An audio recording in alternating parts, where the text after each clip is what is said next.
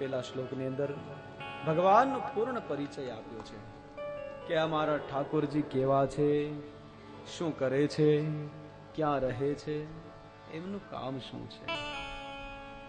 આજે મારા અને તમારે ઠાકોરજીનો પરિચય લેવો જરૂરી છે. એ પણ એક વાત માટે છે કારણ કે મારા અને તમારા ઠાકોરજીની સાથે લગ્ન થવાના છે.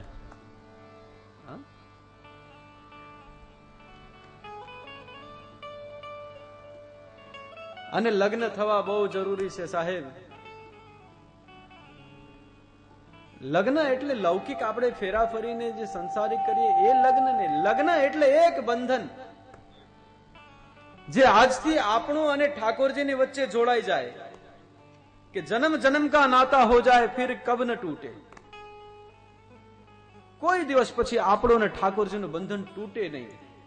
આ બહુ જરૂરી છે. હા, એટલે અમારે સૌરાષ્ટ્રમાં તો એવું કે મહાત્મા એવું કે પરણી જાઓ. મીરાબાઈ ભક્ત કવિત્રી. હા,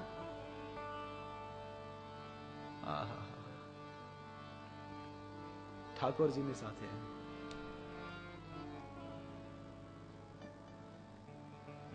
મીરાબાઈ નો ભાવ કહે કે એકવાર ઠાકોરને પરણી જાય તો ફાયદા કેટલા ખબર? ऐसी पहनू चूड़ी जो कबहू न टूटे. हाँ,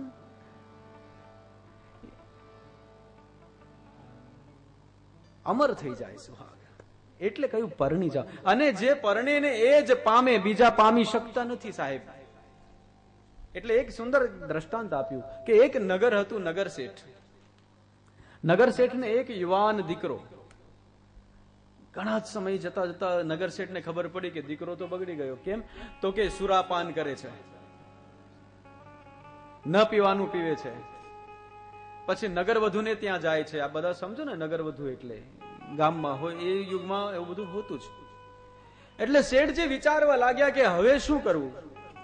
શેઠજીએ ખબર કઢાવી તો ખબર પડી કે આ તો 5 વર્ષથી જાય છે. સુરાપાન કરે, નગરવધુને ત્યાં જાય, કાં તો સુરાપાન કરીને ત્યાં જાય ને ક્યાં ત્યાં જઈને કરે. આ બે વસ્તુ. શેઠજી મુંજાણા, એકનો એક દીકરો, હવે શું કરવું? આટલી બધી સંપત્તિ, ઘરના સંસ્કાર ભ્રષ્ટ થાય એ તો કેવી રીતના ચલાવી લેવાય. એટલે શેઠજીને કોઈએ સલાહ આપી કે પરણાવી દો ને એટલે બધું બંધ થઈ જશે. આમ પણ આપણે કે ને કોઈ બહુ યુવાન છોકરા હોય બહુ ઠેકડા મારતા આપણે નથી કહેતા કે પરણાવી દો થાળે પડી જશે. હા, હાથ પીલે કરવા દો સબ હો જાયગા. તો શેઠજીએ દીકરાના લગ્ન કરાવ્યા. લગ્ન કરી અને જાન ઘરે આવી. પણ ઘટના એ ઘટી સાહેબ કે એ જ રાતે હાર્ટ એટેક આવ્યો અને શેઠજીનો દીકરો એક્સપાયર થઈ ગયો, જતો રહ્યો ભગવાનના ધામમાં. એકદમ ખુશીનો પ્રસંગ દુઃખમાં બદલી ગયો. એકનો એક દીકરો હતો શેઠજીનો. સમય વ્યતીત થયો, એની પાછળ જે ક્રિયાઓ થતી હતી એ પણ કરી એમણે. અને બધું જ પત્યા પછી શેઠજી વિચારવા લાગ્યા કે હવે મારું કોણ? આ બધી જ સંપત્તિ કોની? એટલે એમણે પોતાનું વિલ બનાવ્યું. જે દીકરીને પરણીને લઈ આવ્યા હતા, દીકરાની પત્ની, એના નામથી આખી મિલકત કરી નાખી. અને આ ખબર પેલી નગરવધુને પડી. એટલે નગરવધુએ કોર્ટમાં કેસ કર્યો. શું કર્યો કેસ ખબર છે? કે આ શેઠજીની જેટલી પણ મિલકત છે એમાં મારો પણ ભાગ છે. કેમ? તો કે એમના દીકરા સાથે મારે 5 વર્ષથી સંબંધ હતો અને આની વધારે હકદાર હું છું. કેમ? તો કે પેલી જે છે એનો તો 1 દિવસનો સંબંધ માત્ર. લગ્ન કરી અને ઘરે આવ્યો એ 1 જ દિવસનો સંબંધ, અને મારો તો 5-5 વર્ષનો સંબંધ. કોર્ટમાં દલીલો ચાલી અને પછી કોર્ટનો ચુકાદો આવ્યો. સાહેબ ખબર છે ચુકાદો શું આવ્યો? કોના હકમાં આવ્યો? કોર્ટે ફરમાન આપ્યું કે શેઠજી તમારી બધી જ મિલકત આ નગરવધુ છે એને નહીં પણ પુત્ર વધુને મળવી જોઈએ. કેમ? તો પેલી ભલે 5 વર્ષથી સંબંધ ધરાવે પણ પરણી નથી, આ પરણી ગઈ હતી. એમ સાહેબ ઈશ્વરની મિલકત એટલે કે સ્વર્ગ, એનું ઘર આપણે જોતું હશે તો પરણવું પડશે, એના સિવાય ચાલશે. તો આજે આપણી સગાઈ છે મારા ઠાકોરની સાથે, મારા ભગવાનની સાથે. તો આવો આપણે જોઈએ આપણો ઠાકોર છે કે, અને એમાં પણ આપણે એક કામ કરીએ. આજે ઠાકોરને એવી રીતના જોઈએ કે જાણે આપણી દીકરી માટે આપણે લગ્નમાં મૂર્તિઓ જોવા જતા હોય ને એવી રીતના જોઈએ. હા, તો લગ્ન કરવાના હોય તો દીકરીને મૂર્તિઓ જોવા માટે કોણ કોણ જાય? તો 3 વ્યક્તિ જાય. દીકરી, પિતા અને માતા, આ 3 જણા જાય. એટલે બધાથી પહેલા એક સૂત્ર કહ્યું કે છોકરો જોવા જાય તો બધાથી પહેલા કોણ જોવે? તો કે દીકરી જોવે. એ શું જોવે? તો કન્યા વરૈતે રૂપમ. કન્યા શું જોવે? બોલે રૂપ જોવે. એટલે વ્યાસજી મહારાજે અહીંયા બધાથી પહેલા ભગવાનનું સ્વરૂપ બતાવ્યું. કેવું કહ્યું? ઠાકોરજી કેવા છે કહ્યું સચ્ચિદાનંદ રૂપાય. 3 સ્વરૂપ બતાવ્યા ભગવાનના: સત્ય, ચિત અને આનંદ. કેવું છે આપણા ઠાકોરજીનું સ્વરૂપ? કેવું છે? કોઈ કહે છે નાનું છે, કોઈ કહે છે મોટું છે, કોઈ કહે છે ઓલું છે. પણ મહાત્માઓ એમ કહે છે કે ઠાકોરજીના 3 સ્વરૂપ છે: સત્ય, ચિત અને આનંદ. ઠાકોરજી સત્ય સ્વરૂપ છે.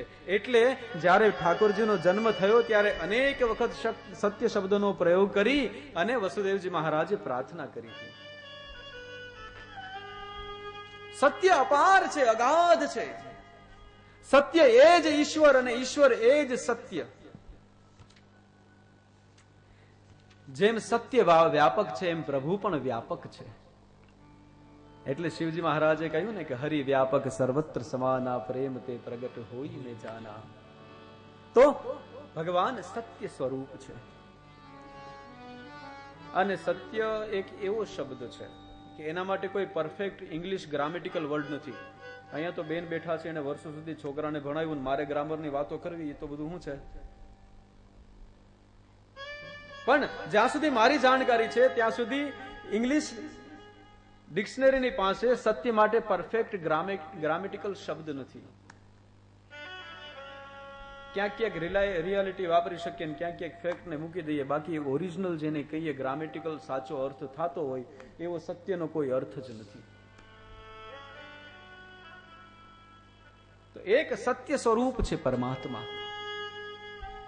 બીજા કયા? ચિત સ્વરૂપ. સત, ચિત અને આનંદ, એનો અર્થ થાય સચ્ચિદાનંદ. બીજા કયા? ચિત સ્વરૂપ. કેમ કયા? બોલે ઠાકોર છે ને એ ચિત્ત ચોર છે. એટલે મારા અને તમારા ચિત્તની ચોરી કરે છે. એટલે બહુ લાંબે નથી જવું.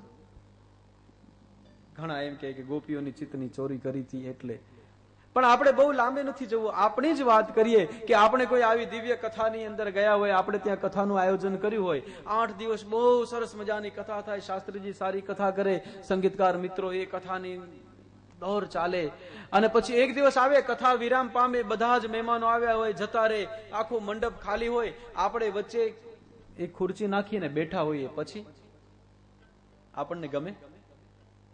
ના ગમે.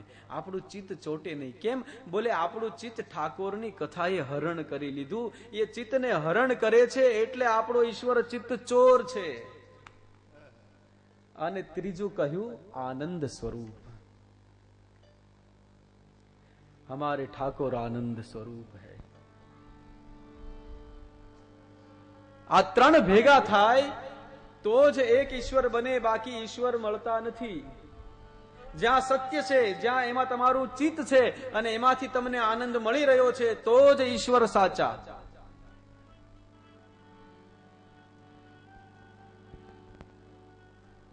ઠાકોરજી આનંદ સ્વરૂપ છે. આપ જુઓ ભગવાન કૃષ્ણના જીવન પર ઓછી વિપત્તિઓ આવી, છતાં પણ વ્યાસજી મહારાજ એમ કહે છે કે અંત સમયે પણ મારા ઠાકોરના મોઢા પર મંદ મંદ સ્મિત હતું. જન્મ ક્યાં થયો? તો કે જેલમાં, કારાગૃહમાં. અચ્છા, જન્મતાની સાથે કોઈ યાદવોએ સાચવ્યા નહીં કંસના ડરને લીધે, એટલે ગોકુળ જવું પડ્યું. ગોકુળમાં મા યશોદાનો પ્રેમ મળ્યો અને જ્યાં સમજવા લાગ્યા ત્યાં પાછો એમનો વિયોગ આવ્યો, એ દુઃખ. અચ્છા, મથુરામાં જેના માટે કંસને માર્યો એ લોકોએ જ કહ્યું કે કૃષ્ણ તું અહીંયા રહે એટલે આ બધી માથાકૂટ છે, તું અહીંયાથી જતો રહે. એ દુઃખ દ્વારિકા ગયા, દ્વારિકાની અંદર રહ્યા, અંતે શું થયું? બોલે પોતાની નજર સામે પોતાના જ વંશજો એકબીજાની સામે લડી અને મરતા હતા. છતાંય વ્યાસજી મહારાજે લખ્યું કે એક વૃક્ષની નીચે પગ પર પગ ચડાવીને એ ઠાકોર હસતા હતા, રોતા ન હતા. ઈશ્વરનો કોઈ પણ ફોટો આપ લઈ લો, કોઈ પણ પ્રતિમા લઈ લો, ઈશ્વર ક્યારેય રડતા નથી. અને જે રડે ને એ પણ ઈશ્વરને ગમતા નથી. સાહેબ, રોવું શા માટે જોઈએ? જબ હમારા ઠાકોર નહીં રોતા તો હમ ક્યું રોએ? તો આપણો સ્વભાવ છે, માનવીનો સ્વભાવ છે ને, એટલે આપણે વાતે વાતે રોવા મળીએ છીએ. માર્કેટ નીચે ગયા તો રોતે હૈ, માર્કેટ ઉપર ગયા તો રોતે હૈ. स्टेबल चले तो बोले पैसा फंस गया इसलिए रोते हैं. रोने का बहाना चाहिए साहब. અત્યારે ફરક શું છે ખબર? બહુ લોકોને રોવાની આદત પડી ગઈ છે હકીકતમાં તો. અને બાળપણ અને યુવાનીમાં ફરક કેટલો છે ખબર સાહેબ? જ્યારે આપણે બાળક હોય ને ત્યારે સુવા માટે રોવાનું નાટક કરીએ, હે, ખોટું ખોટું રોઈએ એટલે માં સોડાવી દે. અને યુવાન થયા પછી સાહેબ રોવા માટે સુવાના નાટક કરવા પડે છે. કોઈ જોઈ ન જાય, એક બાજુ ખૂણામાં જઈ અને રોઈ લો એટલે સૂઈ જતા હોય છે માણસો. પણ મારો ઠાકોર તો કહે છે રોવું જ ન જોઈએ. અને જે રડે છે ને એના સામે ઈશ્વર કદી આવતો જ નથી.